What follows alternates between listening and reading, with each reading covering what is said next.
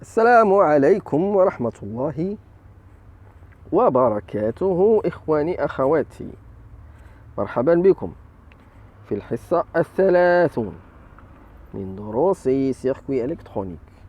Résumé de théorie pour la première année, automatisation et instrumentation industrielle. Dans le chapitre numéro 10. Polarisation d'un transistor. Nous allons voir dans ce chapitre une introduction, la polarisation d'un transistor, principe, polarisation par courant de base, polarisation en H, et enfin des exercices. Polarisation d'un transistor. Introduction. Voici un amplificateur très simple à transistor. Figure 10.1. Il comporte un réseau de résistance permettant de polariser le transistor et des condensateurs permettant de coupler l'amplificateur à un autre, véhiculant le signal alternatif. Alors, la figure 10.1. On voit très bien maintenant le circuit. Il est constitué d'une source de tension alternative reliée à une résistance, puis à un condensateur C1 de 1 microfarad.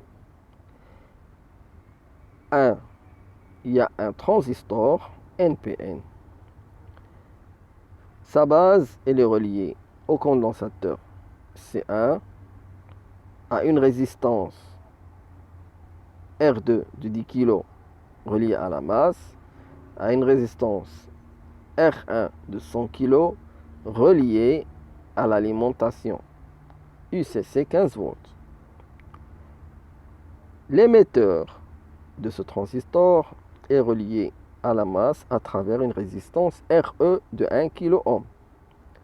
Et le collecteur est relié à la source, à l'alimentation UCC 15 volts à travers une résistance RC de 10 kΩ, et il est aussi relié à la sortie à travers un condensateur C2 de 1 microfarad et à une résistance de charge RC. Cet amplificateur a un gain de moins 10, une impédance d'entrée d'environ 8,3 kΩ et une impédance de sortie de 10 kΩ. On verra plus loin comment on calcule ces valeurs. La figure 2 représente le diagramme fonctionnel d'un tel amplificateur. Donc, la figure 2, c'est le diagramme fonctionnel. Qu'est-ce que nous avons? Nous avons une entrée reliée à une résistance ou bien à une impédance Z entrée, et puis un signal ou bien une source de tension alternative, c'est-à-dire que c'est fois un gain fois une entrée. Ça nous donne une tension multipliée par un gain. Et puis aussi, elle est reliée à une impédance de sortie qui est reliée à la sortie. En fait, n'importe quel type d'amplificateur peut être représenté par ce diagramme. Il contient des données importantes. L'impédance d'entrée, Z entrée, et la charge que cet amplificateur va représenter pour la source du signal ou l'étage amplificateur précédent. Donc là, cette impédance d'entrée sera une charge pour le signal d'entrée ou bien sera une charge pour un amplificateur précédent. D'accord. L'impédance de sortie, Z sortie, représente la résistance interne équivalente, RTvenin, présente à la sortie. Ces deux impédances, Z entrée et Z sortie, influencent la performance générale de l'amplificateur lorsque plusieurs étages de ce type sont reliés ensemble. L'impédance de sortie de l'un avec l'impédance d'entrée de l'autre crée un diviseur de tension indésirable. On quantifie l'effet de ce diviseur de tension par un facteur que l'on appelle le gain d'interface. Il consiste à calculer le diviseur de tension résultant. Alors, dans la figure 10.3, nous avons un signal d'entrée alternative relié à une résistance de 2 kg qui entre dans un amplificateur numéro 1. Cet amplificateur, il a une impédance d'entrée de 8,3 kΩ et une impédance de sortie de 10 kg avec un gain de moins 10. La sortie de cet amplificateur devient l'entrée de deuxième amplificateur qui a les mêmes caractéristiques. Puis la sortie du deuxième amplificateur, elle attaque la charge RC de 10 kΩ. Nous avons alors un gain d'interface numéro 1 AV interface 1, puis un gain de l'amplificateur numéro 1 qui est de moins 10, puis un gain d'interface numéro 2 entre l'amplificateur numéro 1 et l'amplificateur numéro 2, puis le deuxième gain de l'amplificateur AV2 qui est égal à aussi à moins 10, puis le troisième gain d'interface AV interface 3 entre le deuxième amplificateur et la charge. La figure 10.3 montre deux étages d'amplification semblables à la figure 1. La source de signal à amplifier se trouve à la gauche et comporte une résistance interne de 2 kΩ. Cette résistance et l'impédance d'entrée du premier étage créent un diviseur de tension. Le gain d'interface numéro 1 est égal à quoi? Est égal à 8,3 kg, c'est-à-dire l'impédance d'entrée de l'amplificateur numéro 1, divisé par l'impédance du signal d'entrée de 2 kg plus l'impédance d'entrée de l'amplificateur. Donc, ce gain est égal à 8,3 kg divisé par 2 kg plus 8,3 kg, qui est égal à 0,806. Le même phénomène se produit entre les deux étages et entre le dernier étage et la résistance de charge. On a alors le gain d'interface numéro 2 est égal à 8,3 kg divisé par 10 kg plus 8,3 kg qui est égal à 0,454. Et le gain d'interface numéro 3 est égal à 10 kg divisé par 10 kg plus 10 kg qui est égal à 0,5.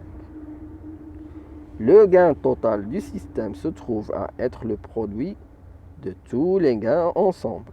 Donc, le gain total, AV total, est égal à le gain d'interface numéro 1 multiplié par le gain de l'amplificateur numéro 1 multiplié par le gain d'interface numéro 2 multiplié par le gain de l'amplificateur numéro 2 multiplié par le gain d'interface numéro 3, ce qui est égal à 0,806 fois moins 10 fois 0,454 fois moins 10 fois 0,5 qui est égal à 18,3.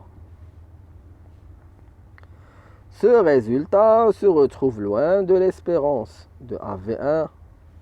Allahu Akbar. Ce résultat se trouve loin de l'espérance de AV1 fois AV2 qui est égal à moins 10 fois moins 10 qui est égal à 100. Il est donc souhaité de maintenir les impédances de sortie le plus bas possible et les impédances d'entrée le plus haut possible afin de minimiser l'effet du gain d'interface. Ceci vous fait apprécier les caractéristiques des amplificateurs opérationnels. Cependant, ceux-ci sont composés de transistors. Il existe donc une façon de faire pour remédier à ces inconvénients. Voyons comment on réalise un amplificateur transistorisé simple.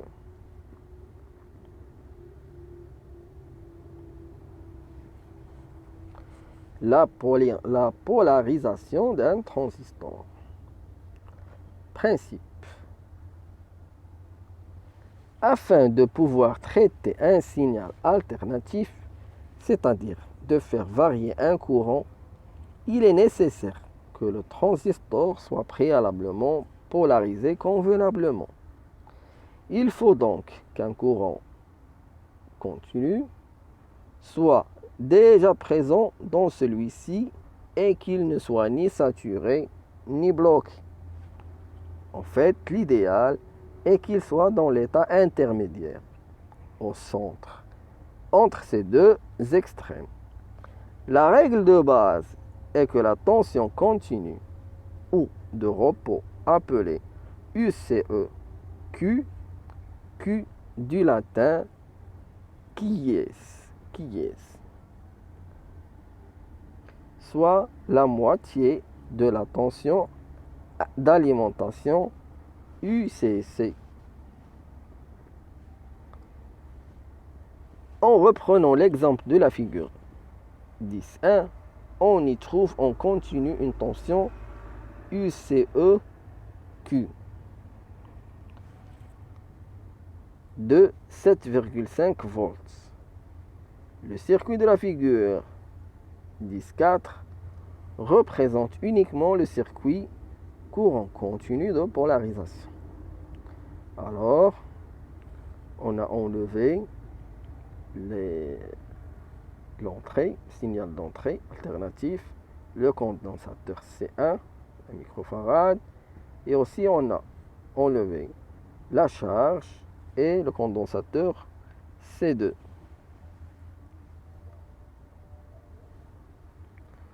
Les deux extrêmes mentionnés précédemment sont calculés comme suit. IC saturation est égal à UCC divisé par RC plus RE qui est égal à 15 volts divisé par 10 kg fois 10 kg plus 1 kg. Donc qui est égal à 1,36 mA. Courant de saturation, ça veut dire que c'est le courant maximum qui peut passer. C'est comme si c'était le transistor est un court-circuit.